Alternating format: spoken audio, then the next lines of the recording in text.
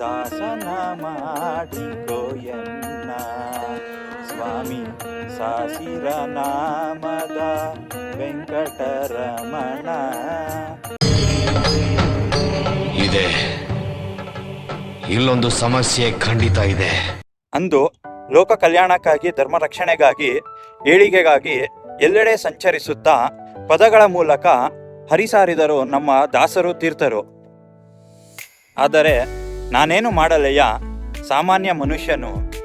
ಕನಿಷ್ಠ ಅವರನ್ನು ಪೂಜಿಸಿ ಆರಾಧಿಸಿದರೆ ಸಾಕು, ಮೆಚ್ಚುವನು ಆ ದೇವನು. ಏನು ಅರ್ಥವೇ ಆಗ್ತಿಲ್ವೇ ಈ ಕೇಸು? ಏನಾಯ್ತು ಇವನ್ಗೆ? ಏನು ಮಠ ಸೇರ್ಕೊಂಡ್ಬಿಟ್ನ ಅಂತ ನೋಡ್ತಾ ಇದ್ದೀರಾ? ಹಾಗೆಲ್ಲ ಏನೂ ಇಲ್ಲ. ಈ ಅಕೌಂಟ್ನ ಸಬ್ಸ್ಕ್ರೈಬ್ ಮಾಡಿಕೊಂಡು ನಿಮಗೆ ಗೊತ್ತಿರೋ ದಾಸರ ಪದ ಹೇಳ್ಕೊಂಡು ಹಾಗೆ ಬನ್ನಿ, ಹೇಳ್ತೀನಿ. ಹೇಳ್ರಪ್ಪ.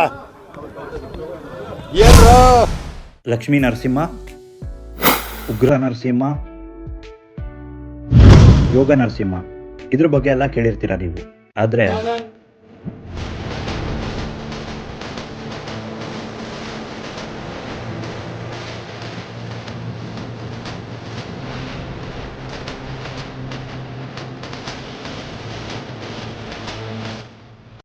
ಇದು ವರಪ್ರದ ಬಾಳೆಲೆ ನರಸಿಂಹಸ್ವಾಮಿ ದೇವಸ್ಥಾನ.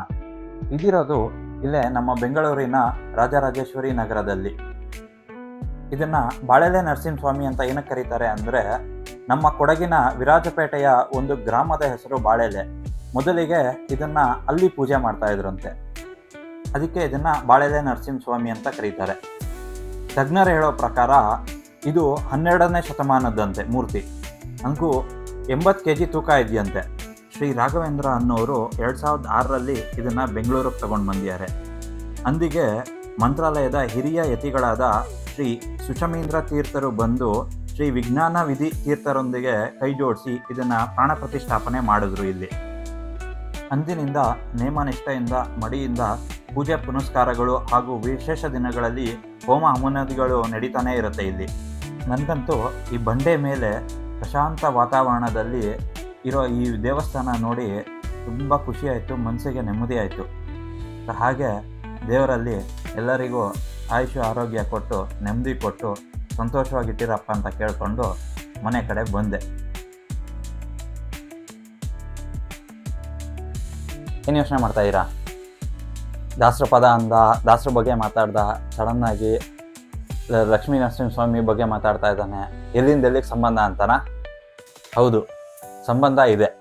ನಾನು ಇದ್ರ ಬಗ್ಗೆ ಪೂರ್ತಿ ಮಾಹಿತಿನ ನಾನು ಮುಂದಿನ ವಿಡಿಯೋದಲ್ಲಿ ತಿಳಿಸ್ಕೊಡ್ತೀನಿ. ಇಲ್ಲಿವರೆಗೂ ನಿಮ್ಗೆ ಈ ವಿಡಿಯೋ ಇಷ್ಟ ಆಗಿದ್ರೆ ಒಂದು ಮೆಚ್ಚುಗೆ ಸೂಚಿಸಿ. ಮತ್ತೆ ಮುಂದಿನ ವಿಡಿಯೋದಲ್ಲಿ ಸಿಗೋಣ.